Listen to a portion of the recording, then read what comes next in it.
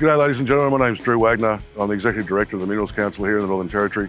I'd like to welcome you all to the 2021 10th anniversary of the Northern Australia Emergency Response Competition.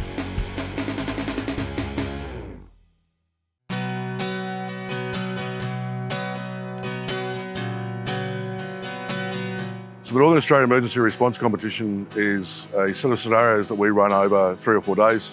Includes everything from underground through to road accident rescue, rescue from heights, first aid, and it's a situation of scenarios upon which we try and test the teams in their knowledge and skills, but also their communication in how best to respond.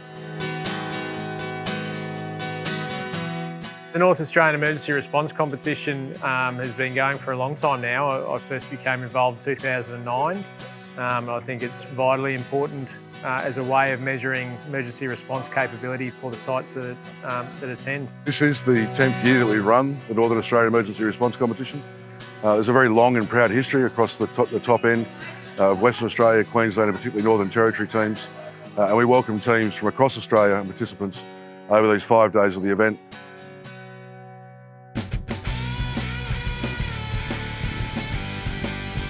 Yeah, I'm Steve Hambrecht, lead adjudicator for the vertical rescue exercise.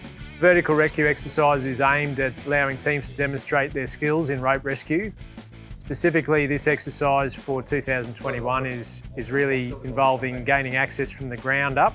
We often train from the top down in vertical rescue, but important to make sure that we train all our skills in the event that we may have to access a structure from the ground.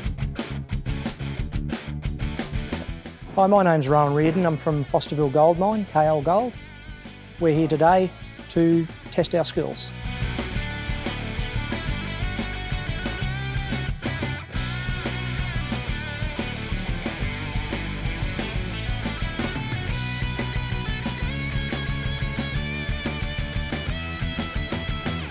You're always, in these scenarios, presented with something that's not what you expected.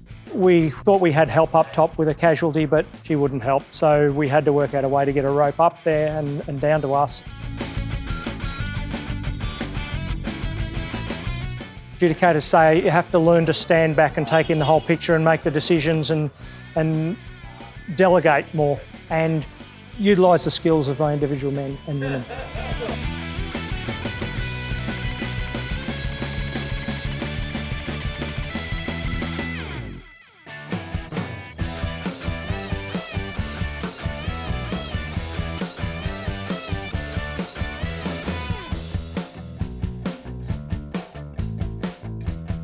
My name's Mitch Wilson and I'm the captain of the MacArthur River Mine Emergency Rescue Team. So we've just completed the road act rescue scenario.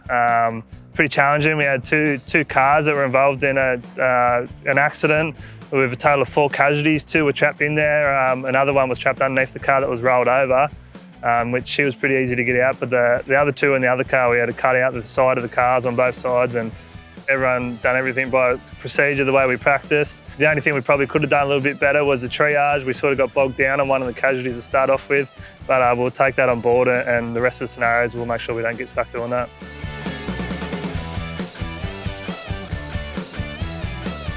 As much as you may think one thing's the only way to do it, there's so many ways into these scenarios. So just go in with an open mind and everything, take on board, take on all the skills you get told about and yeah, try and use them at home.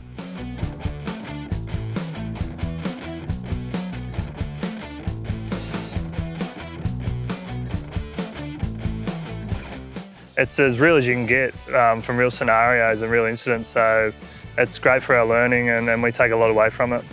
Everyone goes away from it with more confidence and they know that the skills that we train and practice, when we do put them into practice, they work.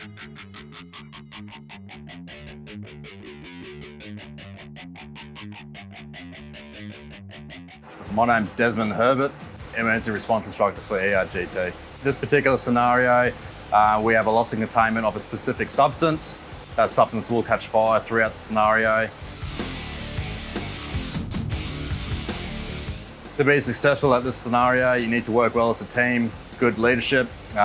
Everyone needs to know their role and how to conduct that role.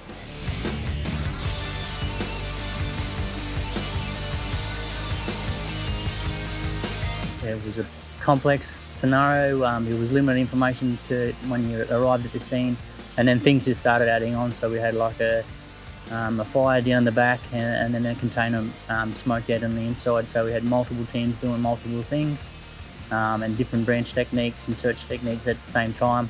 So it was a technical scenario. So you definitely need to be good at firefighting. That's probably a good one, and branch techniques, and then there's the other one for like search techniques inside a building, spatial awareness. It's character building. Sometimes you get broken. You've got to take the feedback away and then come back stronger and learn from mistakes that you make, and like your team building new skills.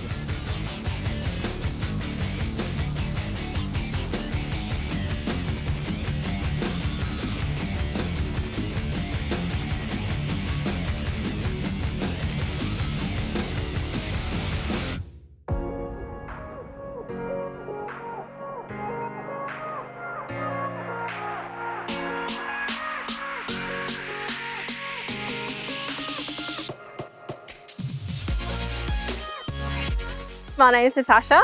I'm the lead adjudicator for the multi-cas scenario. If you ever were to come into a multi-casual area, we want to just check the number of patients and confirm that there is a scene, that there is an incident. It's what we call a multi-casual incident. Make sure the scene's safe. Find your patients and decide, is this patient in a danger zone? Do they need to be extricated out now, or can I stay and treat them and then move them?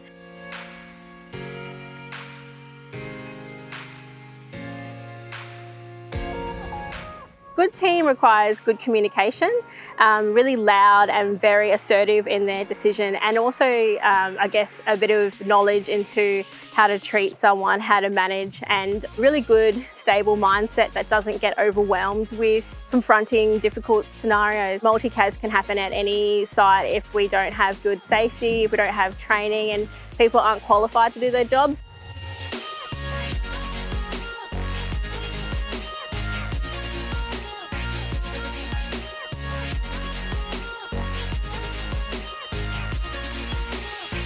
So events like this are certainly not possible to put on without the support of our partners that we've had throughout this scenario.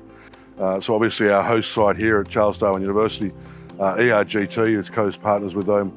Kirkland Lake Gold is the principal partners for the event, certainly need to be recognised, as well as a number of our scenario partners, and of course our home sites as well. Those operational sites have taken the time to pull their guys off site, recognise the learning opportunities and the value that competitions like this have. We thank every single one of them, because without any of them, this event wouldn't be possible. I'll just say to all the teams competing this year, enjoy yourself, have fun. I hope you've been met with some really interesting and realistic scenarios from the adjudication team, Matt Enright and myself.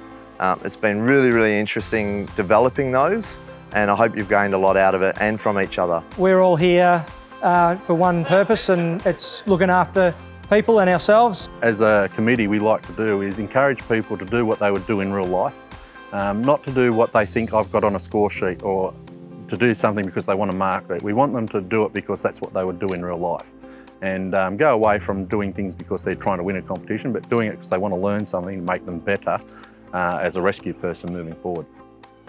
Well done for even turning up, for wanting to be a part of this competition, and I hope you come in with an open mind and wanting to learn and improve your skill set. So do what you know and see if there's anything we need to change, or confirm that yep, your skill set, your training, your knowledge is on point and up to date. We hope you have enjoyed as much as we have. Tonight is a wonderful event. Congratulations to all the winners, and hope to see you next year.